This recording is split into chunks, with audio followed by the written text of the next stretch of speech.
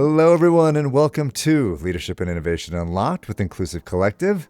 That's us, where we bring you news and analysis of the latest in people and workplace culture, and we share stories and learnings of leaders and organizations driving performance and innovation through inclusion. That's so much that we do here. I am your co-host, Rob Hadley, a people and culture strategist specializing in operational excellence and organizational cultural transformations. I am joined by the one, the only, there she is, my friend, Dr. Nadia Butt, a workplace culture strategist and talent development consultant. What a long intro I just gave, Nadia. Very long intro. I'm kind of over embellishing on the intro. Yeah, I'll cut it down. Tone Nadia, it down. how are you, my friend? Doing good. We're doing really good this week. Awesome. Hey, I was thinking about you. It's as this episode premieres, it's kind of that back to school, end of summer, late August feeling. Yeah. And you, my friend, you're not in school. Are you happy to I'm not be in school for the first time? Is it the first time? First time in a I wasn't in while. school last year, I feel like.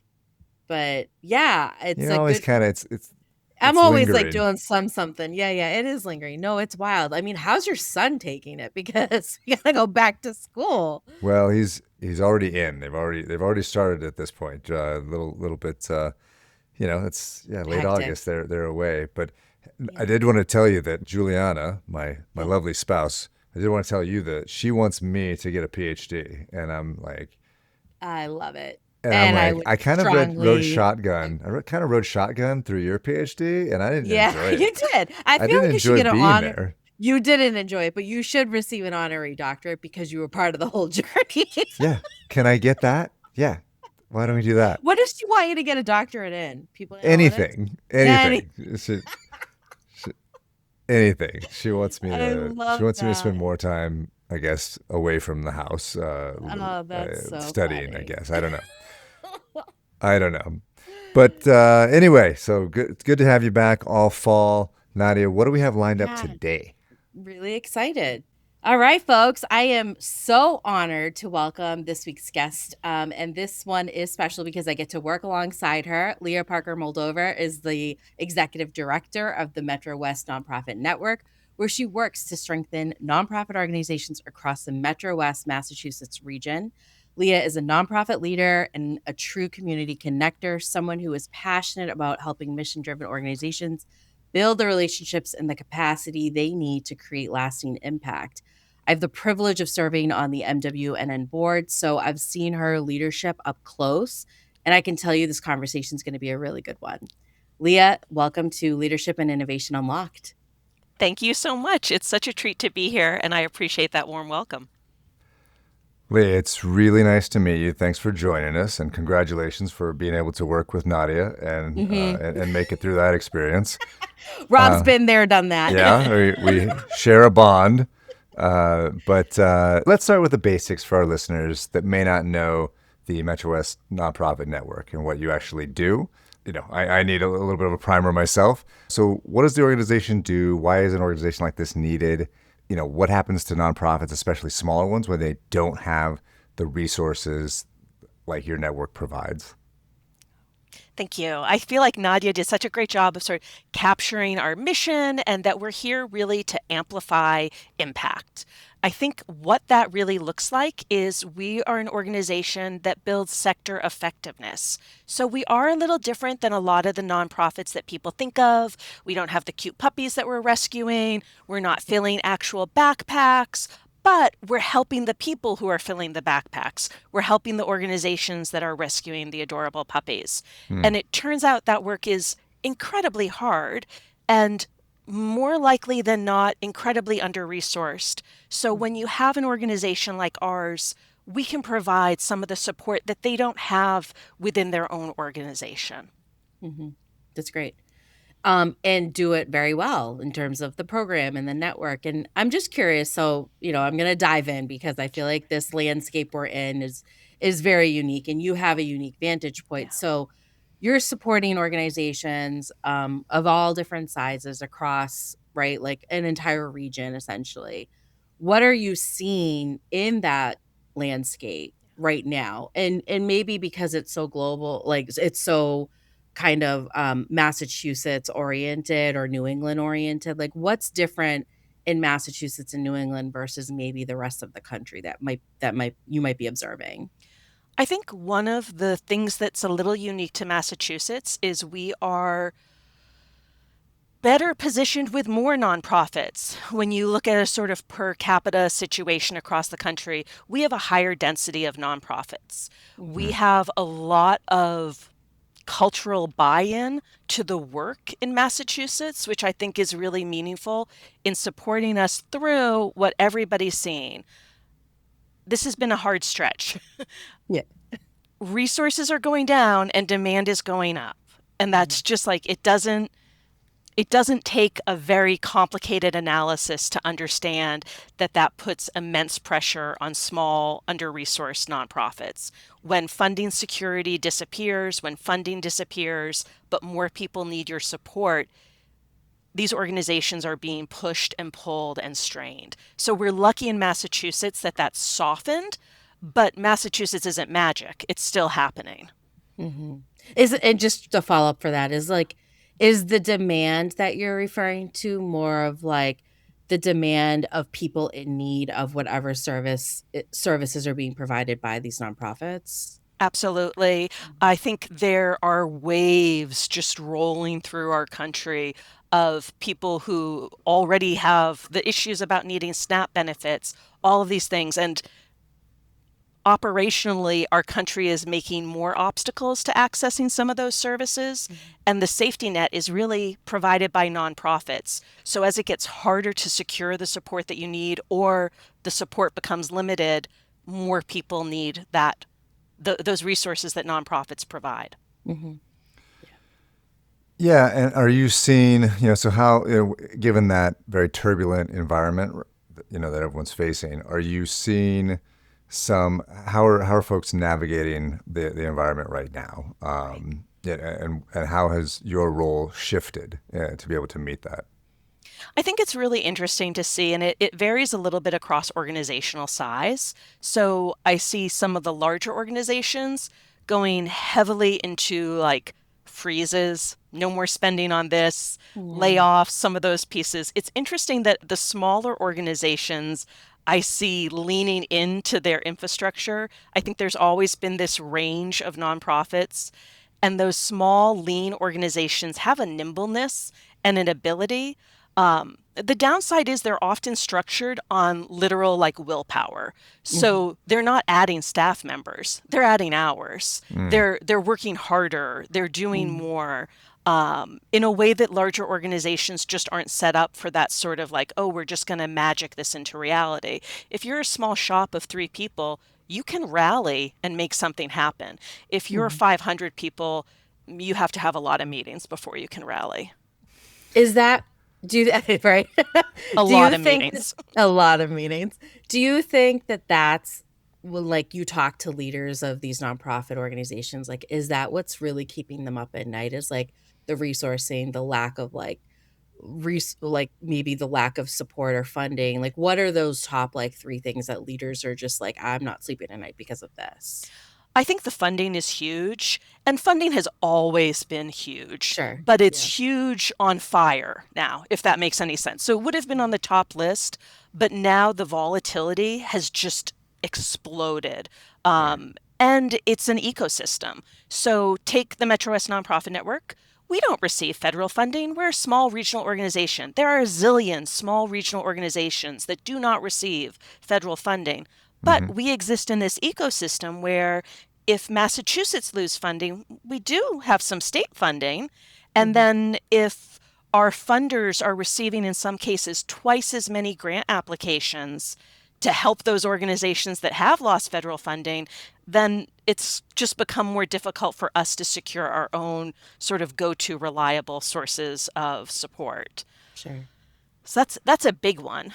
I think the other one that just comes to mind is capacity in general.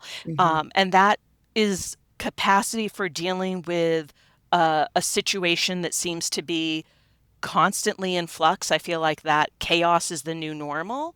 And then just the general capacity associated with organizations trying to execute their missions. Yeah. It's hard. Yeah. And wearing multiple hats, I would imagine, as you do, right? Very much so. Yeah, and are you seeing or advising folks within your network to explore opportunities for collaboration, consolidation, or other innovation? Is there any other innovation that I'm missing there? Sure.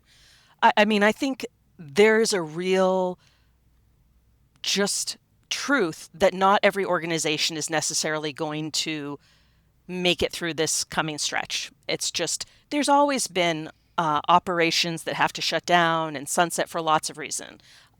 Many organizations don't make it to 10 years. Typically, people say about 30% of nonprofits don't make it to year 10. Oh, wow. So that's a high risk. I mean, it's a business like any other, and it's hard. Right now, with limited resources, there's so much power to come from collaborating and joining forces. But our structures are a little different. The fact that we're set up with boards, the decision making is spread out in a different way. So we can tend to move a little bit slowly through these processes. And there's also a lot of personal investment tied up with nonprofits. You Sure. know, whether you have a strong founder, these personal connections can also make organizations resistant to merger. That makes sense. Yeah. And I'm curious, like a nonprofit leader who might be listening right now, who's feeling like stretched thin, right? Like budgets, resources, small teams, all of that sort of impact. I'm curious, like, what's your advice? Like, what should they start to think about, or how can they plug into either a network like MWNN, or even the program? So, if you want to talk a little bit too about the program that MWNN offers. I think the number one message I always want to share with people is you're not alone in this journey. We're all following a fairly similar path, even if our missions are very, very different.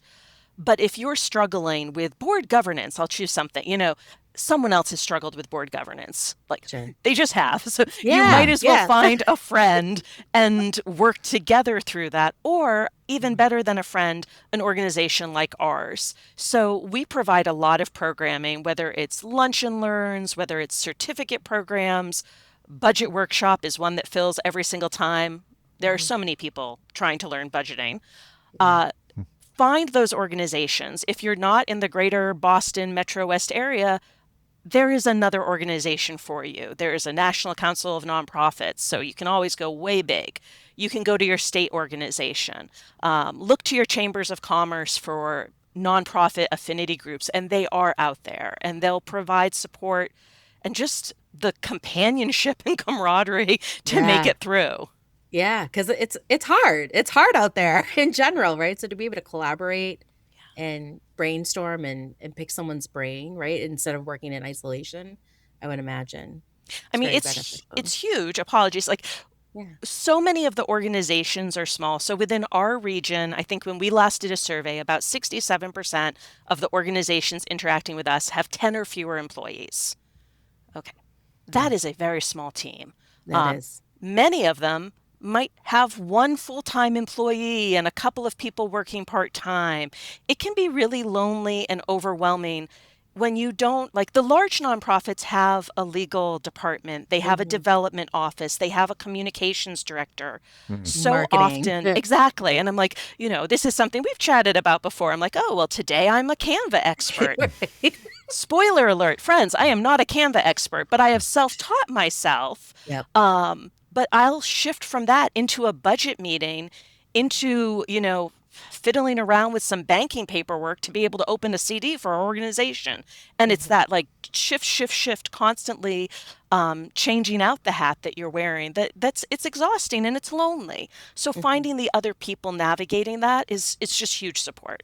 Yeah, that's great. Yeah. As you're going through that, I'm thinking about, we talk a lot about AI on this show in this environment at work and usually in the corporate context, but what about nonprofits? So these are, based on the way you're talking about it, organizations that have the smaller scale that could actually potentially benefit from a lot of the power of AI, but they're probably stretched pretty far in terms of their ability to make use of it. So just, how are the nonprofits that you're working with? Are they excited about AI? Do you see opportunity for mission-driven organizations? I think it's such an important question, and you've already hit the nail on the head that the organizations that could likely benefit from the most are the organizations who are least well equipped to navigate it and learn it. So there's a real range. I was reflecting on this in anticipation of the show, and I actually went back. We do a certificate in nonprofit management. We're working on year 6. And I Okay. went back and I looked at the materials from year 1. Mm-hmm. We did not cover Much AI. different. Yes. Yeah. So this is just this isn't like a decade ago. This isn't a lifetime ago. I'm not talking about when I was a kid. Yeah.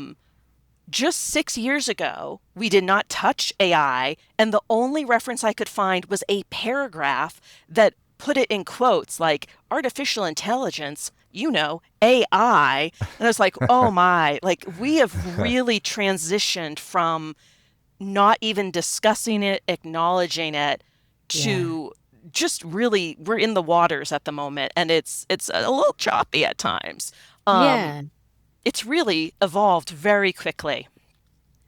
Yeah, and I'm curious because that can be kind of scary. Like if people are not familiar with AI or specialized in it, and now the expectation that, especially in the corporate sense, you're kind of expected to learn it and figure out how it supports your work or becomes a thought partner. And I would imagine in the nonprofit world, we don't know what that might look like, or how to leverage it or utilize it in a way that adds value back to the organization. So thank you for sharing that. I am curious about, I do think, from some of the nonprofits that I work with, and then in speaking with you and being on the board, I do, like I said, nonprofit leaders are stretched thin, right? They're wearing multiple hats, like you do every day. And I'm just curious about, like, if you're observing burnout and leadership turnover in this sector. And then, so one, are you observing that? And then two, if you are observing that, what can boards and funders do differently to keep those good leaders in their seats? Because that turnover, it can hurt like a beast, right? Like, It's brutal. It's brutal. yeah. Um, I am, I just finished the 3rd year of my position, and I like to think I'm sturdy and do a good job, but I reflect so often on the transition reality and the loss of social leadership capital that Mhm. happens when an executive director changes. And I had to reconnect and make some new relationships, and just there was so much work.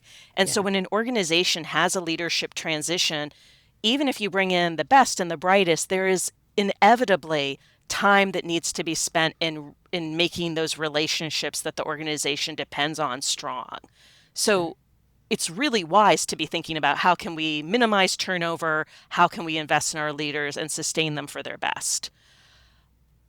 The leadership program that we do, Certificate in Nonprofit Management, was designed in part to address the leadership pipeline. And I think Hmm. it's really one of the best things you can do is provide learning experiences for people, because I feel less frazzled, overwhelmed when I know what I know and I know what I don't know, if that makes any Sure. sense. Like I always say, the best thing I took from the program was actually what I don't know, because it Mm, gave me permission to be like, this is the end of my expertise in budgeting. So now I need to work with someone else, instead yeah. of feeling this pressure that is very real for nonprofit leaders, that they need to know all of the things and that they can't admit it. They can't Mm, say, I'm out a little bit over my skis. sure. So I think giving leaders the opportunity to learn and grow is a huge first piece. Obviously, watching the workload with some reality. I Hmm. just took a vacation. That is a Yes. very good thing. Like, It's a very good it's thing. a very good thing. It's very easy in mission driven orgs to feel like you are sacrificing your values and your mission if you step away. And boards can help by reframing that as no, you are investing in yourself, and that will help us move forward better. Yeah. It's important to reset, pause, Definitely. right? Yeah. Take Definitely. self-care for sure.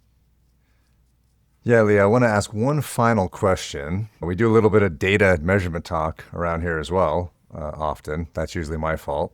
That's But usually his fault. Somebody has to do it. Somebody has to be the Debbie Downer. it, but I know that there's within nonprofits, funders, they want to measure impact, and it's a good thing overall.